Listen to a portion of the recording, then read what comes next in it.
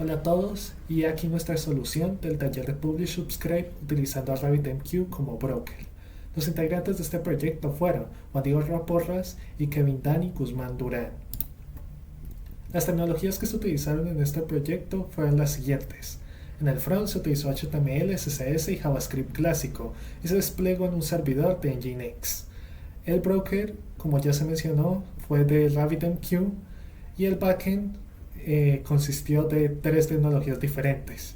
Se utilizó para el back de Java una API de Spring Boot, para el back de C Sharp una API con .NET y para el back de Python una API con Fast API. Y se desplegó utilizando Docker. Hablemos un poco del frontend. Para la vista del publicador se tendrá un div que contendrá los mensajes, un botón para reiniciar el caché de los mismos y un formulario para publicar un nuevo mensaje. Este formulario está compuesto de dos select, uno para el routing key y el otro para el tipo exchange, y un text area para digitar el mensaje. Respecto al JavaScript, tendremos una clase mensaje que nos permitirá publicarlo con una estructura fija, una función auxiliar para obtener la fecha actual en formato UTC. Vamos a manejar una lógica para almacenar el caché de mensajes con local storage y una función para mostrar el mensaje con inner HTML y pues estos mensajes se cargarán por medio de un for each dado el caso. Respecto a la publicación del mensaje, se hará por medio de una solicitud fetch que consumirá una variable de entorno denominada API URL, y pues la ruta del endpoint va a ser constante publisher / publish message, y pues se le va a pasar como parámetro del body un mensaje. Respecto al HTML de la vista del suscriptor, vamos a tener dos divs. El primero va a ser el contenedor de temas, que como se puede observar en la plantilla son puros checkboxes, y el segundo el contenedor de mensajes. Cabe destacar que estos checkboxes se cargan desde el JavaScript con esta función de acá. De ahí vamos a manejar una función que manejará un arreglo de temas suscritos que sea necesaria en el fetch más adelante. Y nuevamente se repite la clase mensaje para mapearlo junto con la función auxiliar para obtener la fecha en formato UTC. De ahí pasaremos a la solicitud HTTP con fetch, que nuevamente consume de la variable de entorno API URL, y en este caso el endpoint va a ser consumer / get messages. Nuevamente se le pasará como parámetro al body, en este caso el arreglo de strings, temas suscritos, y la respuesta, si es adecuada, se mapeará y se mostrará en pantalla. Este es el resultado de ejecutar el frontend. A la izquierda está la vista del publicador y a la derecha la vista del suscriptor. Cuando se publica un mensaje exitosamente, se almacenará en el caché de la vista del publicador, y si se recibe exitosamente en la vista del suscriptor, se mostrará en pantalla.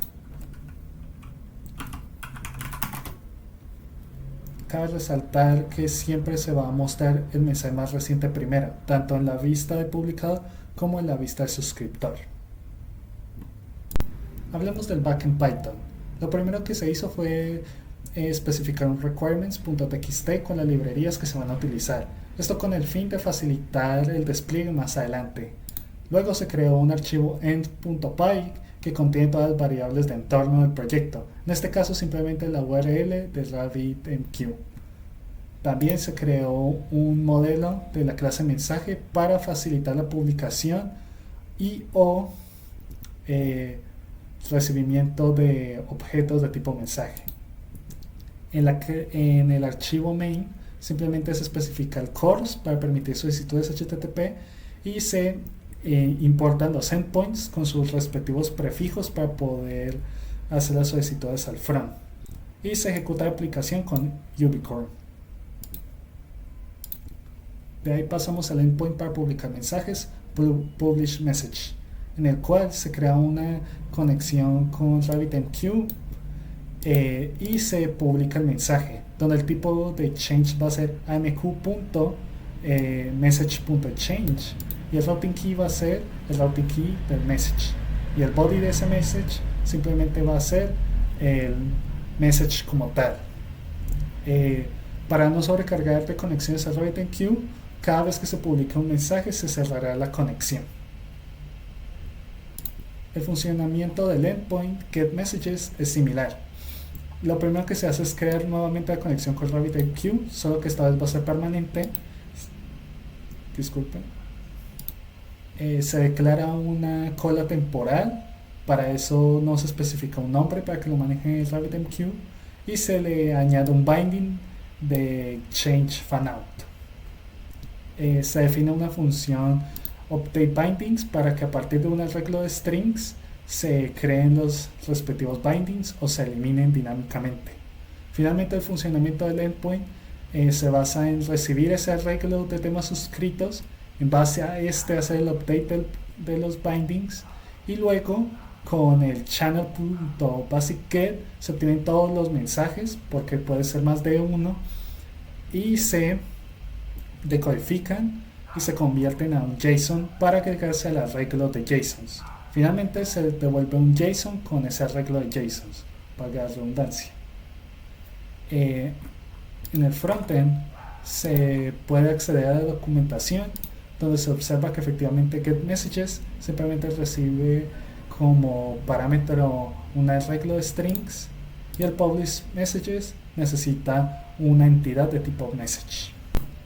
Ahora hablemos del backend en C# con .NET. Lo primero que se hizo fue utilizar esta librería de Kestrel para manejar toda la cuestión del acceso a la API como tal.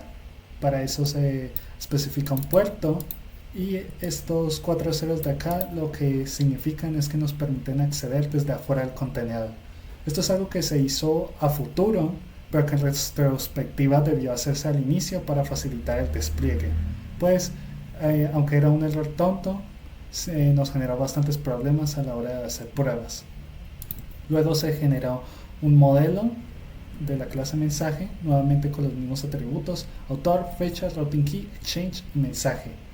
De ahí pasamos a la main, donde nuevamente se especifica el course para permitir solicitudes HTTP, se agrega el Swagger, se especifica nuevamente el puerto donde se va a ejecutar, y finalmente se acceden a los endpoints tanto de publisher como consumer y se ejecuta la aplicación.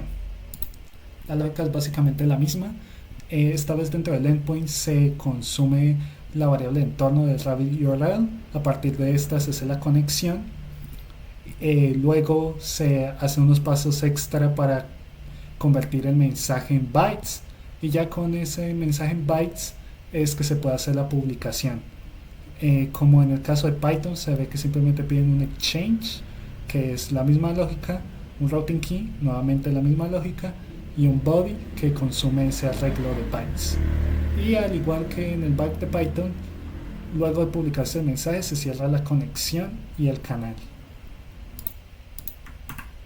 Para el endpoint de getMessages es la lógica la misma, pero la implementación es ligeramente diferente. Lo primero que se destaca es que vamos a tener un Rabbit Service. Más adelante voy a entrar a detalles cómo funciona, y pues nuevamente se maneja el arreglo de temas suscritos. Ahora bien, este servicio de Rabbit lo que hace es, primero que nada, una inicialización donde se crea la conexión, se crea la cola temporal y se crea el binding de tipo fanout. Luego se manejará una función de update bindings que sigue la misma lógica que en Python, y finalmente se obtendrá una lista de mensajes, que es este método getMessages async. Entonces básicamente con pasos extras se hace lo mismo, se obtienen múltiples mensajes y se van iterando por ellos a partir de un do while. Si son válidos se crea el mensaje y se añade al arreglo de mensajes, que es el que se va a retornar. Entonces, en resumen, toda la lógica está en el servicio, y por eso el endpoint se ve tan limpio. Como se vio en la main de C#, este también tiene su propia documentación. En el puerto 5040 que especificamos, Swagger Index HTML, y se ve que para publicar mensajes se necesita una instancia de tipo mensaje, y para consumir los mensajes se necesita un arreglo de strings, al igual que en Python. El último backend que se implementó fue el de Java por medio de Spring Boot. Lo primero que se actualizó fue el application.properties, donde se especificó el puerto en el que va a correr la aplicación, en este caso es 7070, y el valor del RabbitMQ.host, que va a ser el valor de la variable de entorno, RabbitURL, y en caso de que esta variable de entorno no se encuentre, va a tomar el valor por default de localhost. También se especificó el puerto del RabbitMQ, el username y el password para facilitar la conexión. De ahí pasamos al CORS, que al igual que en el resto de backends simplemente permite hacer solicitudes HTTP desde el front. Y también existe esta clase mensaje que sigue la misma estructura que en el resto de backends: autor, fecha, routing key, exchange, mensaje, todos strings con sus respectivos getters and setters. De ahí pasamos a esta clase RabbitMQ.config, que se podría asimilar como el servicio de RabbitMQ, donde se especifican los tipos de exchange que ya hemos manejado, el amq.fanout, .direct, .topic. Se crea la conexión y en base a esa conexión podemos utilizar los endpoints. Se puede observar que el endpoint publish message sigue la misma estructura, solicita un body de tipo mensaje, se maneja un exchange name de amq. El exchange del mensaje y un routing key nuevamente del message.routing key. Finalmente se utiliza un método de la clase RabbitTemplate que es convert and send, pasando de los parámetros previamente mencionados. Al igual que en el resto de backends, se crea una cola temporal y se genera un binding de tipo fanout. De ahí simplemente se especifica la función, en este caso método, ya que estamos en Java, para hacer update de los bindings, que sigue la misma lógica que en el resto de métodos.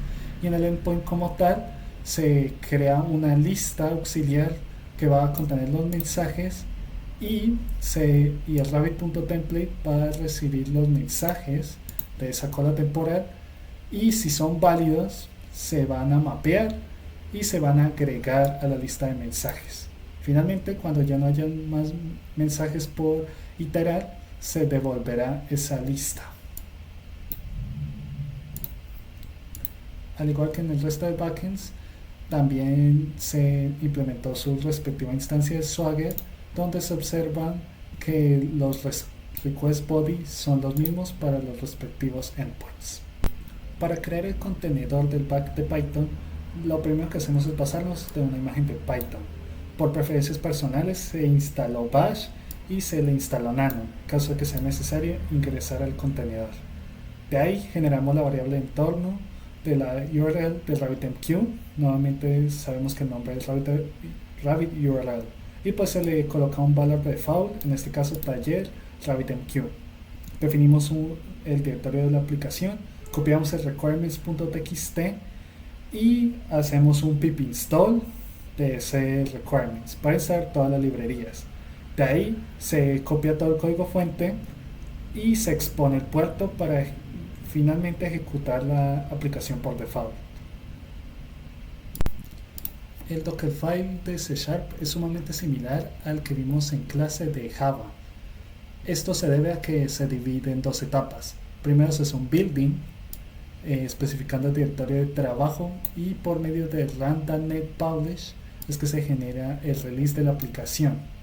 Luego en el runtime se establece un directorio de trabajo aparte, donde se va a copiar ese ejecutable de la aplicación, el equivalente al jar en Java. Se expone el puerto, se especifica la variable de entorno y se ejecuta por default la aplicación, que en este caso el ejecutable es c#.dll. Respecto al Dockerfile del backend en Java, nos basamos completamente en el repositorio que hemos estado trabajando a lo largo del semestre, donde la primera etapa es del building.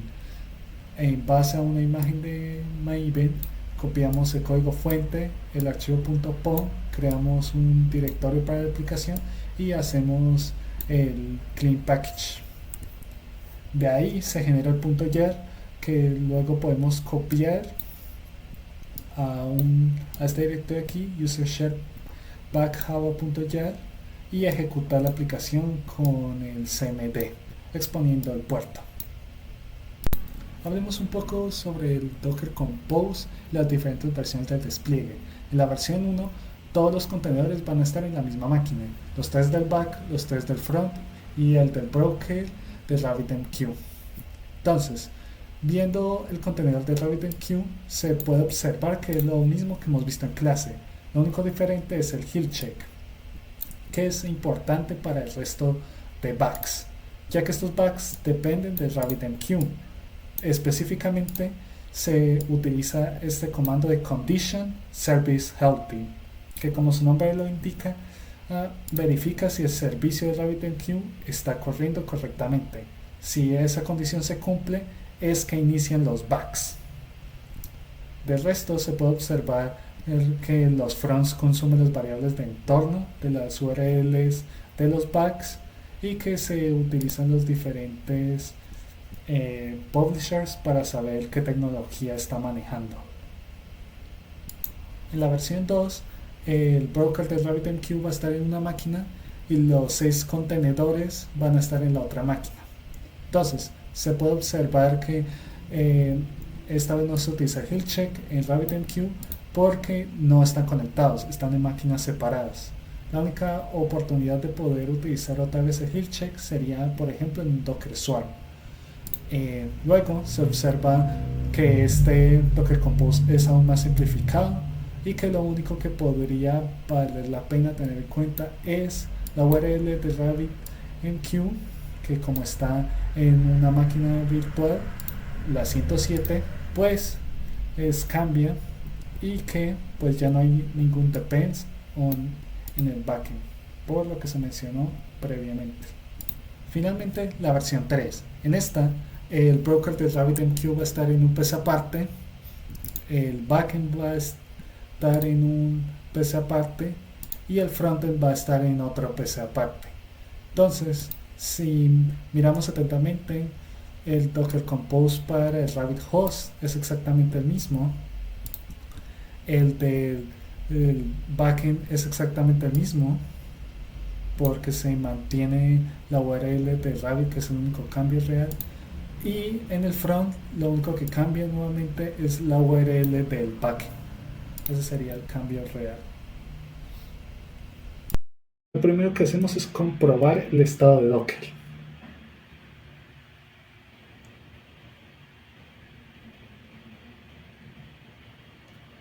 De ahí procedemos a clonar el repositorio.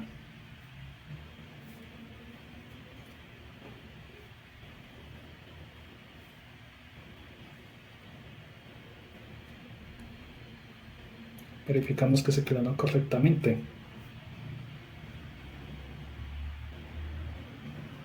En la raíz de este repositorio hay un script.sh que automatiza el building de las imágenes.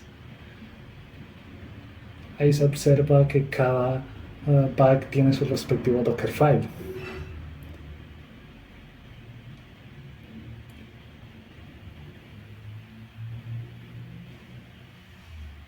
Ahora vamos a proceder a darle permisos de ejecución al script con chmod.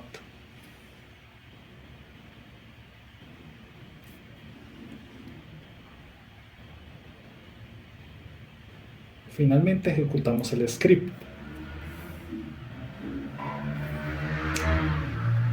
En este momento estamos esperando a que finalice la ejecución del script. Como es la primera vez que se crean las imágenes en esta máquina virtual, es un poco demorado.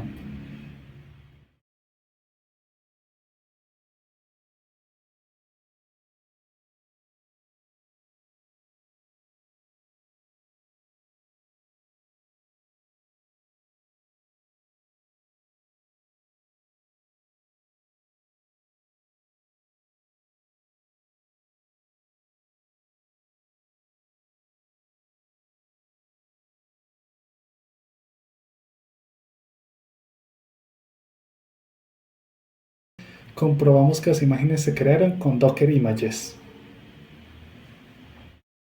Lo primero que vamos a hacer es verificar que el Docker Compose.yam esté bien, especialmente la variable de entorno de la API URL, ya que debe tener la dirección IP de la máquina virtual para todos los contenedores del front.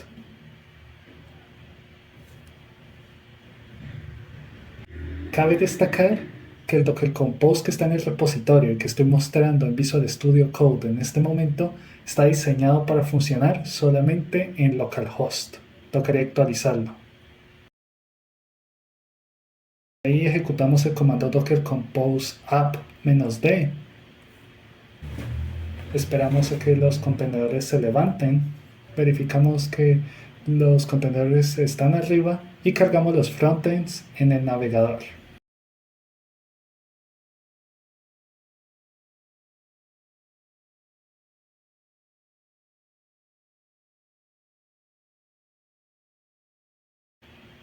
Aquí da un pequeño error porque no se ha recargado el frontend y en caché hay una dirección IP diferente.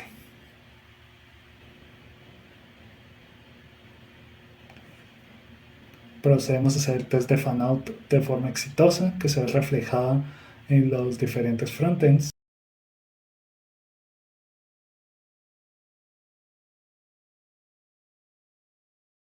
Nos suscribimos a diferentes temas en los diferentes contenedores en ejecución y hacemos tests con exchange de tipo direct.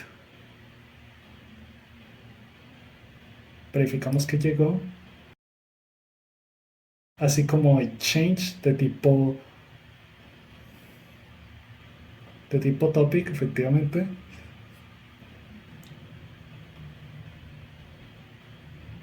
Y verificamos nuevamente que llegó de forma exitosa.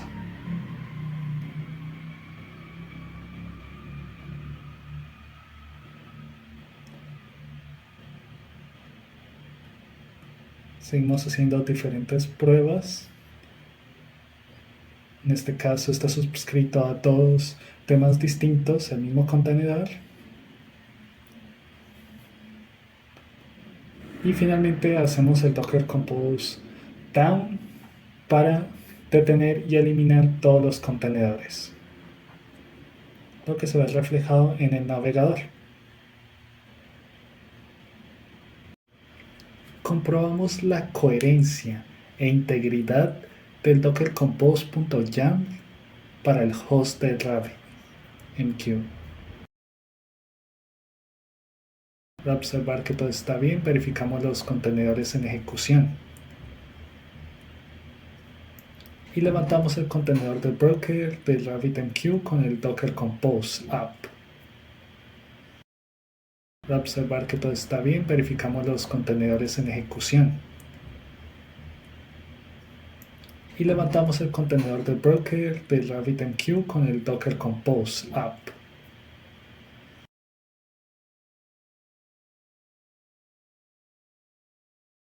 Verificamos que se levantó correctamente.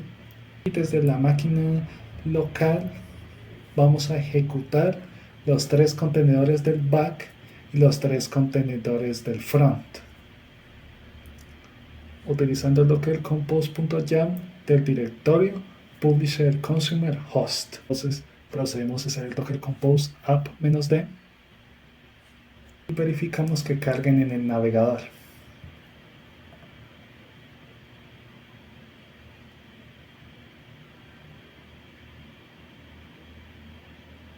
De ahí procedemos a reiniciar el caché de los mensajes con el respectivo botón.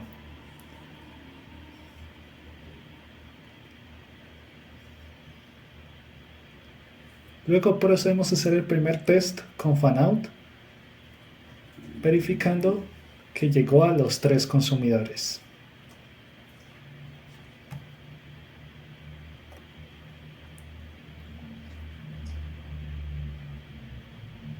Luego se plantea un test con un exchange de tipo direct, verificando que llegue a la vista del consumidor en C#.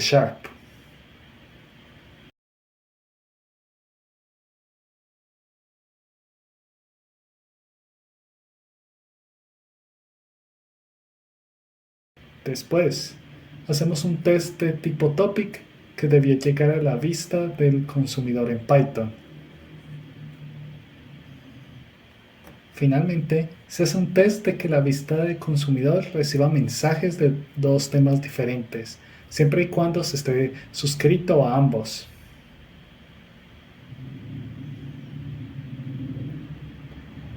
Efectivamente funciona, de modo que no se van a hacer más pruebas y se va a utilizar el comando docker compose down para detener y eliminar los contenedores.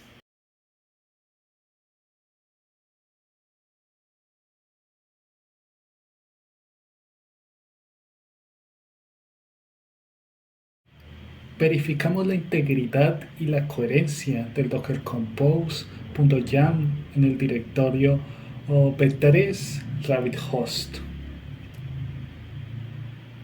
Para luego ejecutar el docker compose app-d en la primera máquina virtual, la 107.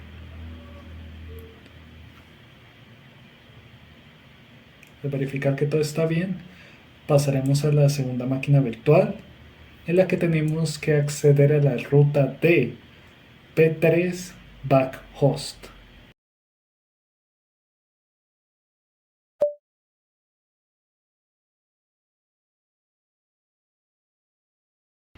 Desde ahí vamos a verificar nuevamente que el docker compose.yam esté bien, especialmente la ruta de la variable de entorno del Rabbit URL, que tiene que ser la máquina 107. Y nuevamente se utiliza el docker compose app-d en esta segunda máquina virtual, que recalco es la 100. De ahí hacemos el docker compose app-d, cargamos los frontends en el navegador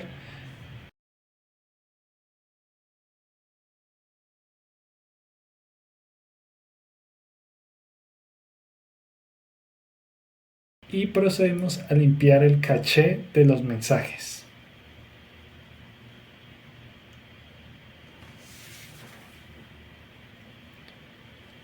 De ahí vamos a hacer un test de fanout que idealmente debería llegar a las 3 vistas del suscriptor. Este test de fanout va a ser con routine key entretenimiento. Efectivamente todo funcionó, así que procedemos a que cada suscriptor se suscriba, valga la redundancia, a diferentes temas. Luego se va a hacer un test de direct al front que consume Python y de igual manera se va a hacer un test de topic con routing key de tecnología. Ese front principal que estamos viendo recibe exitosamente los mensajes y se ve que también le llegó a los otros fronts dado el caso. Eso fue todo, gracias por su atención.